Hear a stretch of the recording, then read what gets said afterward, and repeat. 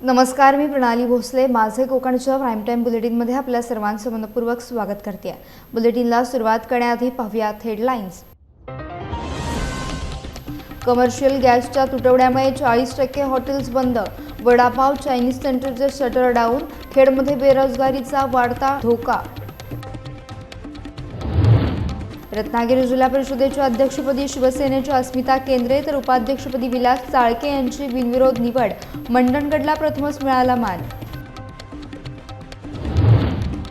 ST बसमध्ये घाटकोपरच्या प्रवाशाचा दुर्दैवी अंत. चालकानं बस नेली थेट रुग्णालयात. पत्नीसमोर घडली हृदयद्रावक घटना. आणि गुढीपाडव्याच्या स्वागतासाठी खेड बाजारपेठ सजली. रेडीमेड गुढ्यांची बाजारात रेलचेल. सजावटीच्या साहित्याची विक्री वाढली. पाहुयात सविस्तर वृत्त. आखाती देशांमध्ये निर्माण झालेल्या युद्धजन्य परिस्थितीचा फटका आता रत्नागिरी जिल्ह्यातील खेड शहरातील लहान मोठ्या हॉटेल व्यवसायाला देखील बसू लागलाय. कमर्शियल गॅस सिलेंडरचा तीव्र तुटवडा निर्माण झाल्यामुळे अनेक व्यावसायिकांना व्यवसाय बंद ठेवण्याची वेळ आली आहे. खेड शहरातील वडापाव सेंटर, चायनीज स्टॉल, समोसे कचोरी सेंटर तसेच भेळपुरी विक्रेत्यांसारख्या लहान व्यावसायिकांची परिस्थिती फार गंभीर झाली आहे. गॅस उपलब्ध होत नसल्यामुळे अनेकांनी आपली दुकाने आणि टपऱ्या बंद केल्यात. अंदाजे 35 ते 40% हॉटेल्स आणि टपऱ्या सध्या बंद असल्याचे चित्र शहरात पाहायला मिळत आहे. यामुळे लहान व्यावसायिकांचे मोठे आर्थिक नुकसान होत असून अनेक कामगारांच्या रोजगारावर देखील संकट निर्माण झाले आहे. गॅस पुरवठा सुरळीत करण्याची मागणी आता हॉटेल व्यावसायिकांकडून प्रशासनाकडे करण्यात येते आहे. असं आहे, आम्ही ट्राय करतच असतो सिलेंडरसाठी, कारण ते आम्हाला कमर्शियल यूजसाठी आम्हाला त्यांनी कंपल्सरी हे केलेलं आहे.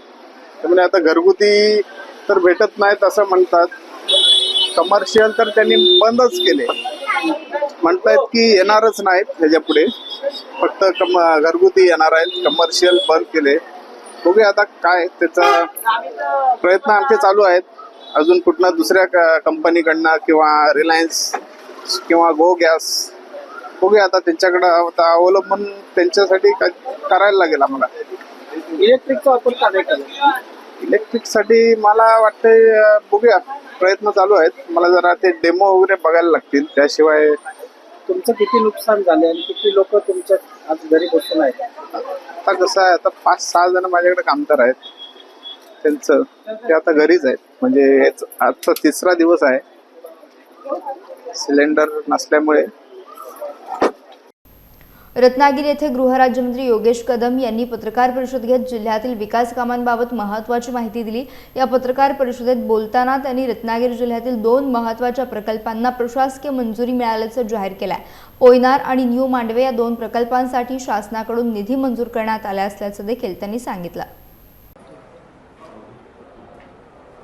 संपूर्ण महाराष्ट्राच्या तुलनेमध्ये जर का विभागवार आपण जर का पाहिलं तर पश्चिम महाराष्ट्र, खानदेश असेल, विदर्भ असेल आणि कोकण असेल, सर्वात कमी सिंचन हे आपल्याला कोकणामध्ये पाहायला मिळतं. फक्त 1.5% सिंचन हे कोकणामध्ये आहे.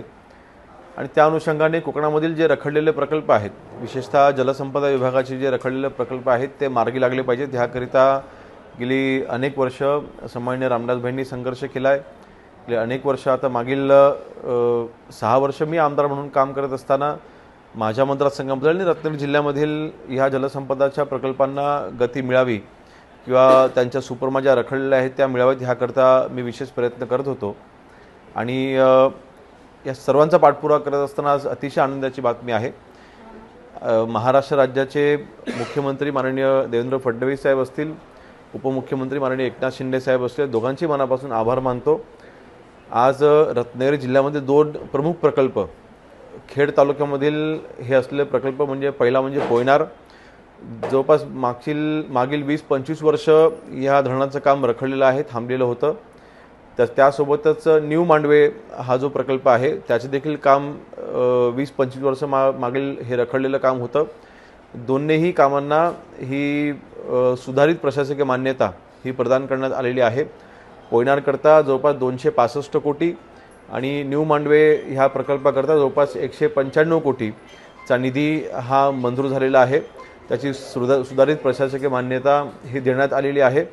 तर त्या अनुषंगाने मी पुन्हा एकदा महाराष्ट्र राज्याचे मुख्यमंत्री देवेंद्र फडणवीस साहेब त्यानंतर महाराष्ट्र राज्याचे उपमुख्यमंत्री, शिवसेनेचे मुख्य नेते एकनाथ शिंदे साहेब आणि जलसंपदा मंत्री माननीय गिरीश महाजन साहेब, आणि विशेष म्हणजे मी आमदार असल्यापासून ह्या कामांचा पाठपुरावा करत होतो आणि जे जलसंपदाचे सचिव आहेत दीपक कपूर साहेब, मी ह्यांचे सगळ्यांचे मनापासून आभार मानतो की ह्या सर्वांच्या प्रयत्नांनी आज ह्या दोन्हीही सुधारित प्रशासकीय मान्यता इश्यू झालेल्या आहेत.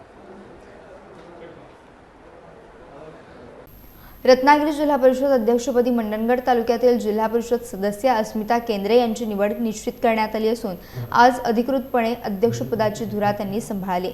मंडणगड तालुक्याच्या इतिहासात प्रथमच जिल्हा परिषद अध्यक्षपदाचा मान मिळाल्यामुळे तालुक्यात आनंदाचं वातावरण निर्माण झालंय. महाराष्ट्राचे उपमुख्यमंत्री आणि शिवसेना नेते एकनाथ शिंदे, माजी मंत्री रामदास कदम आणि पालकमंत्री उदय सामंत तसेच आमदार योगेश कदम यांच्या मार्गदर्शनाखाली हा निर्णय झाल्याचं सांगितलं जात आहे. या निवडणुकीत महत्त्वाची भूमिका बजावल्यामुळे योगेश कदम यांना किंग मेकर म्हणून देखील पाहिलं जात आहे. अस्मिता केंद्रे यापूर्वी 2 वेळा जिल्हा परिषद सदस्य म्हणून निवडून आल्या होत्या. 2024च्या निवडणुकीत त्यांनी माजी जिल्हा परिषद उपाध्यक्ष संतोष गोवळे यांचा तब्बल 4202 मतांनी पराभव करत दणदणीत विजय मिळवला होता. त्यांच्या निवडीमुळे मंडणगड तालुक्याच्या विकासाला नवे बळ मिळेल अशी अपेक्षा व्यक्त केली जाते. रत्नागिरी जिल्हा परिषदेच्या अध्यक्षपदी शिवसेना उमेदवार अस्मिता केंद्रे तर उपाध्यक्षपदी विलास चाळके यांची बिनविरोध निवड करण्यात आली आहे. या निवडीनंतर जिल्हा परिषद सभागृहात पदग्रहणाचा सोहळा पार पडला. या प्रसंगी राजापूर लांजा मतदारसंघाचे आमदार किरण सामंत आणि माजी आमदार राजन साळवी यांच्या प्रमुख उपस्थितीत दोन्ही पदाधिकाऱ्यांना अध्यक्ष आणि उपाध्यक्षांच्या खुर्चीत विराजमान करण्यात आलं. जिल्हा परिषदेच्या मुख्य कार्यकारी अधिकारी वैदेही रानडे तसेच निवडणूक निर्णय अधिकारी आणि अपर जिल्हाधिकारी गलांडे यांनी पुष्पगुच्छ देत नव्या पदाधिकाऱ्यांचे अभिनंदन केले. मंडणगड तालुक्याच्या इतिहासात प्रथमच जिल्हा परिषद अध्यक्षपदाचा मान मिळाल्यामुळे तालुक्यात आनंदाचं वातावरण पाहायला मिळालं. यावेळी मंडणगडचे आमदार आणि राज्याचे गृहराज्यमंत्री योगेश कदम हे देखील उपस्थित राहून अस्मिता केंद्रे आणि विलास चाळके यांना शुभेच्छा दिल्या. पदाची धुरा आपल्या गळ्यात पडलेली आहे. काय समाधान व्यक्त करताय?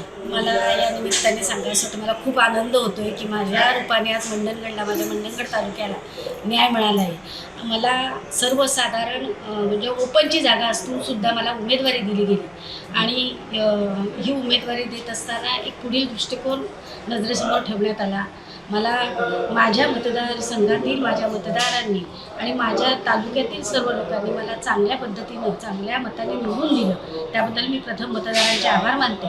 आणि आपल्या महाराष्ट्राचे मुख्य नेते एकनाथजी शिंदे, उपमुख्यमंत्री एकनाथजी शिंदे साहेब, त्याचप्रमाणे आपले पालकमंत्री माननीय उदयजी सामंत साहेब, आपले गृहमंत्री आणि या महाराष्ट्राचे भाग्यविधाते आणि माझ्या तिन्ही तालुक्याचे स्फूर्तिस्थान, युवकांचं स्फूर्तिस्थान योगेशदादा कदम साहेब, त्याचप्रमाणे आमचे रामदासभाई कदम, महाराष्ट्राचा ढाण्या वाघ आम्ही कोकणचा म्हणतो, ते आमचे सर्वांचे मार्गदर्शक आमचे रामदासभाई कदम साहेब यांच्या मार्गदर्शनाखाली काम करताना खरोखर मला खूप आनंद होतो आणि त्यांनी माझा सन्मान केलेला आहे. माझ्यासारख्या सर्वसामान्य महिलेला न्याय मिळाला आहे आणि हा न्याय फक्त शिवसेनाच देऊ शकते.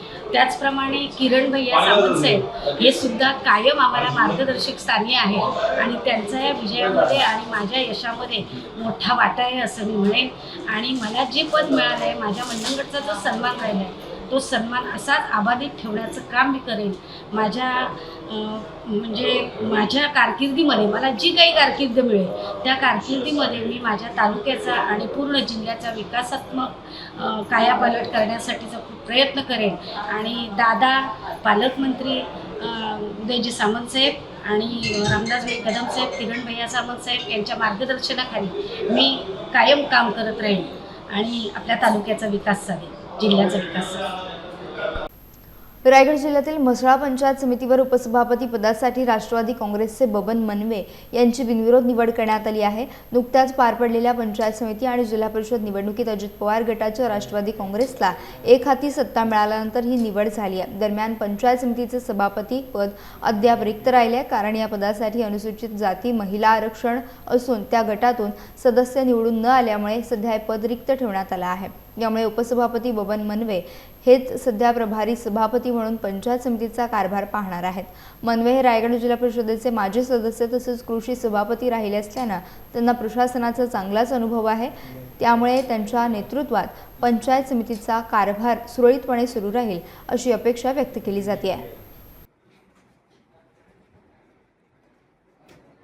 कोकणातून मुंबईकडे जाणाऱ्या एसटी बसमध्ये प्रवास करताना एका प्रवाशाचा दुर्दैवी मृत्यू झाल्याची घटना पेण येथे घडली आहे. घाटकोपर येथील रवींद्र बाबुराव चव्हाण हे आपल्या पत्नीसह भडवले ते बोरिवली या मार्गावरील एसटी बसने प्रवास करत होते. प्रवासादरम्यान त्यांना झोप लागली होती. मात्र एसटी बस इंदापूरच्या पुढे आल्यानंतर त्यांच्या पत्नीने त्यांना उठवण्याचा प्रयत्न केला, परंतु त्यांनी कोणताही प्रतिसाद दिला नाही.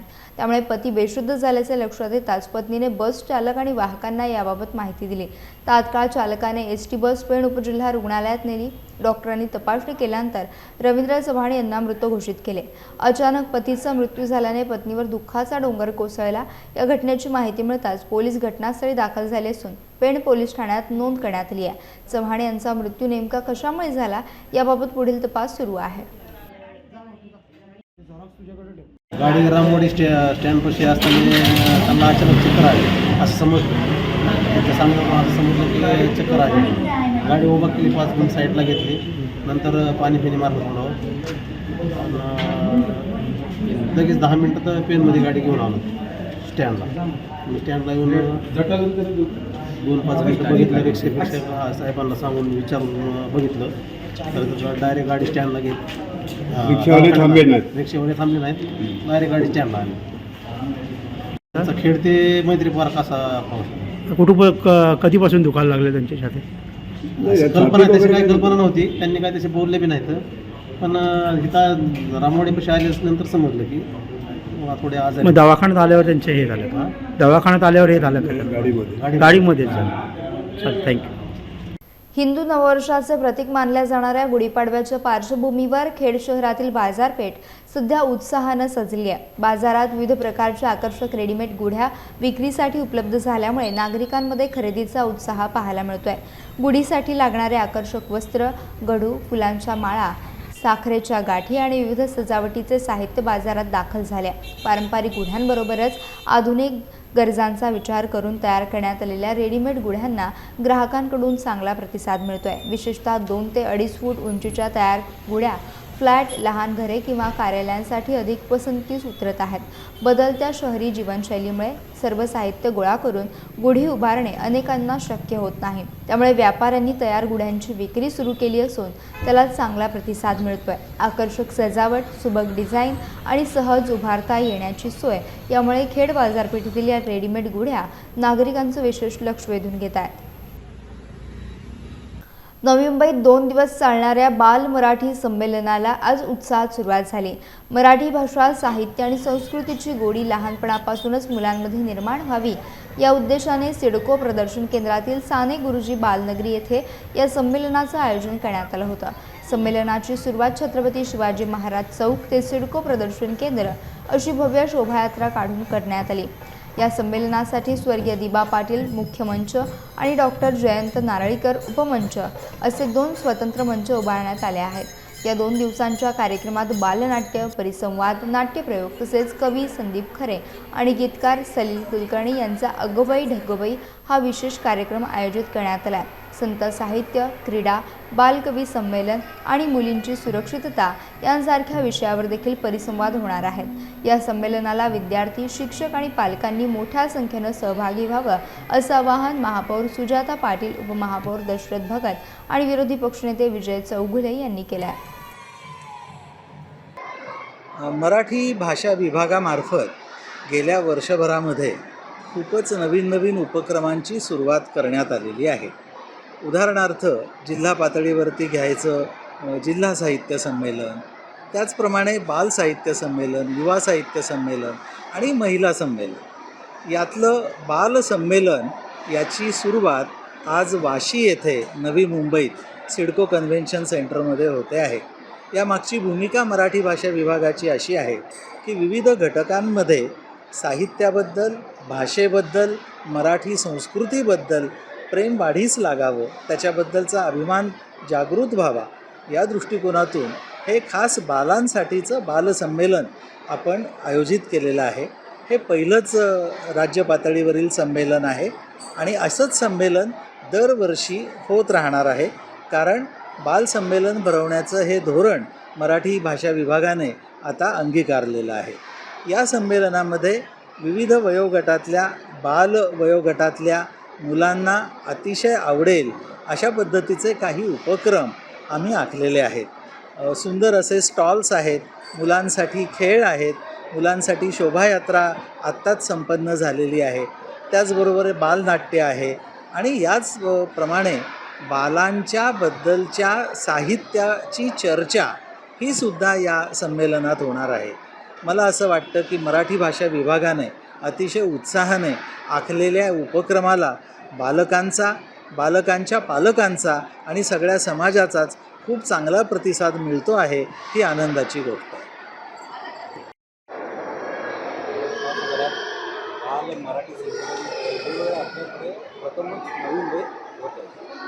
बाल मराठी संमेलन हे पहिल्यांदाच आपल्या नवी मुंबईत होत आहे. त्याचा मला खरोखर मनापासून अभिमान वाटतो. कारण आज काळाची गरज आहे. मराठी भाषा जरी आपली मातृभाषा असली तरी आज मुलांचं शिक्षण हे इंग्रजी माध्यमातून होतं आणि कुठेतरी मराठी भाषा लोप पावत चालली. आणि आपल्या या मराठी भाषेला जर आता अभिजित भाषा म्हणून दर्जा मिळालेला आहे तर नक्कीच लहान मुलांपासून तर ज्येष्ठापर्यंत सगळ्यांना त्या मराठी भाषेचं मोठेपणा माहीत असायला हवं. आपले संतांची वाणी, शाहिरांचे पोवाडे, साहित्यकारांचे विचार ह्याच्यातून मराठी भाषेला समाजाला नेहमीच नवीन दिशा दिलेली आहे. आणि अशा या मराठी भाषेचा मोठेपणा लहान मुलांमध्ये आत्ताच रुजवला तर नक्कीच भविष्यात ते मराठी भाषेचं जतन करतील आणि ही मराठी भाषा आपली नेहमीच अविरत अशीच जिवंत राहील. पेण तालुक्यातील विद्यार्थ्यांच्या प्रगतीसाठी चिल्ड्रन्स फ्युचर इंडिया संस्थेच्या वतीनं CAF स्टडी क्लासेस हा उपक्रम सुरू करण्यात आला आहे. CAF अमेरिकाकडून प्रकल्पास मंजुरी मिळाल्यानंतर संस्थेचे CEO डॉक्टर किशोर देशमुख यांच्या मार्गदर्शनाखाली हा उपक्रम राबवण्यात येतो आहे. या प्रकल्पासाठी तालुक्यातील एकूण 31 गावांमध्ये सर्वेक्षण करण्यात आलं होतं. त्यापैकी 26 गावांमध्ये अभ्यास वर्ग सुरू करण्याचा निर्णय घेण्यात आला. या वर्गांसाठी संबंधित गावातील शिक्षित आणि जबाबदार युवक युवतींची शिक्षक म्हणून निवड करण्यात आली आहे. निवडलेल्या शिक्षकांसाठी CFI कार्यालयात मार्गदर्शनपर ओरिएंटेशन मीटिंग आयोजित करण्यात आली. विद्यार्थ्यांचे वाचन, लेखन आणि शैक्षणिक पातळी सुधारण्यासाठी आवश्यक प्रशिक्षण देण्यात आले. त्यानंतर शिक्षकांना शैक्षणिक साहित्य वाटप करून विद्यार्थ्यांचे लेखी आणि तोंडी मूल्यमापन देखील करण्यात आले. या उपक्रमाबाबत पालक बैठका घेऊन विद्यार्थ्यांना होणारे फायदे समजावून सांगण्यात आले. सध्या सर्व 26 गावांमध्ये हे अभ्यास वर्ग नियमित सुरू असून विद्यार्थ्यांच्या शैक्षणिक प्रगतीसाठी सातत्याने प्रयत्न केले जातात. रायगड जिल्ह्यातील महाड-दासगाव बंदरावर मेरीटाईम बोर्डानं बांधलेली जेटी सध्या अत्यंत दुरावस्थेत असल्याचं समोर आलं आहे. जेटीवर मोठमोठे खड्डे पडले असून अनेक ठिकाणी दगड देखील बाहेर आल्यात. त्यामुळे होडीत बसण्यासाठी येणाऱ्या नागरिकांना जीव मुठीत धरून चालावे लागत आहे. स्थानिक नागरिक आणि मच्छीमार जेटीवरून ये-जा करत असताना या खड्ड्यांमुळे अपघात होण्याची भीती व्यक्त केली जाते. खड्ड्यांमधून चालताना तोल जाऊन पाण्यात पडण्याची शक्यता देखील नाकारता येत नाही. त्यामुळे मोठी दुर्घटना घडण्याचा धोका निर्माण झाला. या पार्श्वभूमीवर मेरीटाईम बोर्डानं तातडीने दासगाव जेटीची दुरुस्ती करावी अशी मागणी स्थानिक ग्रामस्थांकडून करण्यात येते. अन्यथा भविष्यात अपघात झाल्यास त्याची जबाबदारी कोणाची असा सवाल देखील नागरिकांकडून उपस्थित केला जातोय. दासगावच्या पट्टी हे दुरुस्त व्हावी म्हणून हे आमची मागणी आहे. तिकडची लोक दासगाव गोट्याची माणसं दवाखान्यात जायला, बाजार भरायला, जानेवारीच्या बाजारात हे येतात. त्यांचे पाय खड्ड्यात पडून मोडू शकतात. त्यामुळे पट्टीची दुरुस्ती व्हावी.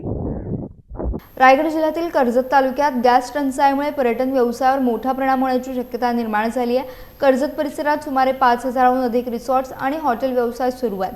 मात्र कमर्शियल गॅस सिलेंडरचा तुटवडा निर्माण झाल्यानं या व्यावसायिकांना मोठ्या अडचणींचा सामना करावा लागतोय। गेल्या 5 दिवसांपासून अनेक रिसॉर्ट्स आणि हॉटेल चालकांना गॅस मिळत नसल्याची माहिती समोर आली आहे। त्यामुळे काही ठिकाणी व्यवसाय सुरू ठेवण्यासाठी चुलीवर स्वयंपाक करण्याची वेळ रिसॉर्ट व्यावसायिकांवर आली आहे।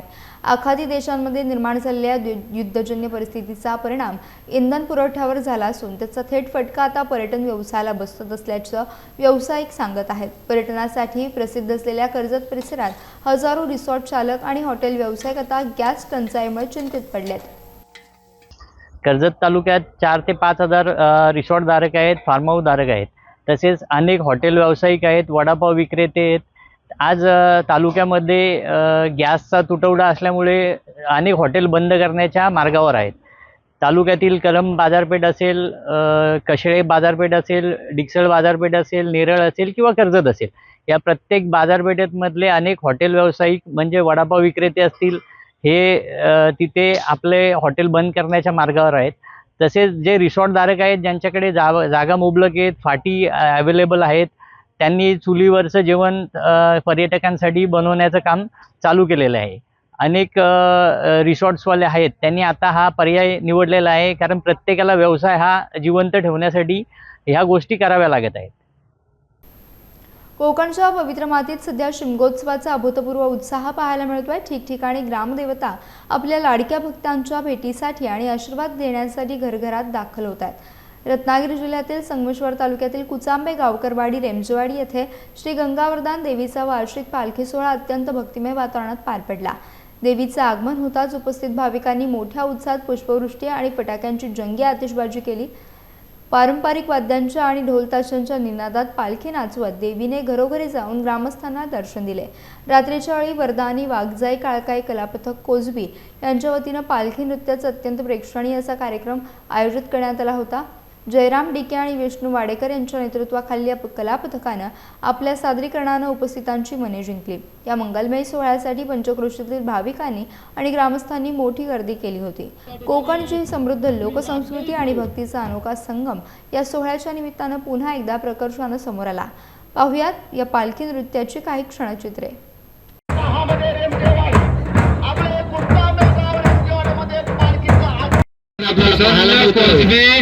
ही वाडी छोटी असली ती कला भरपूर आहे। पालखी घोड्यावरती कशी स्वार होते ती दाखवण्याचा त्यांचा प्रयत्न आपल्याला पाहायला मिळते। ते या छोट्या छोट्या मुलांकडून या ठिकाणी आपलं सुंदर प्रकारे पालखी नाचवण्याचा प्रयत्न करत आहेत, चांगल्या प्रकारे नाचवत आहेत। त्याबद्दल 200 रुपयाचा फक्त वरतून बघा, हेलिकॉप्टर फिरतंय, वरतून बघा फक्त मित्रा मैदानामध्ये घेऊन ते मैदानामध्ये मित्रा। या ठिकाणी श्री वाघजाई ग्रुपचा तरुण मुलगा या ठिकाणी एकटा पालखी नाचवत आहे। डोक्यावरती घेऊन टाळ्याच्या गजरात सगळ्यांनी त्याचं स्वागत करायचं आहे। सुंदर प्रकारचं असं प्रदर्शन या ठिकाणी एकावरती 1, 2 आणि विदाऊट सपोर्ट या ठिकाणी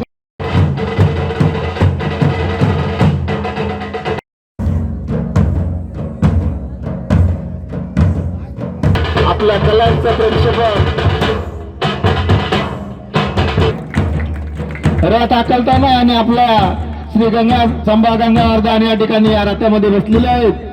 कांद्यावर घेऊन गोल फिरवताना आणि पब्लिकला पूर्ण पालखी बघता यावी यासाठी आसीन फिरून या ठिकाणी सर्व प्रेक्षकांना ते दाखवण्याचा प्रयत्न करत आहेत। आणि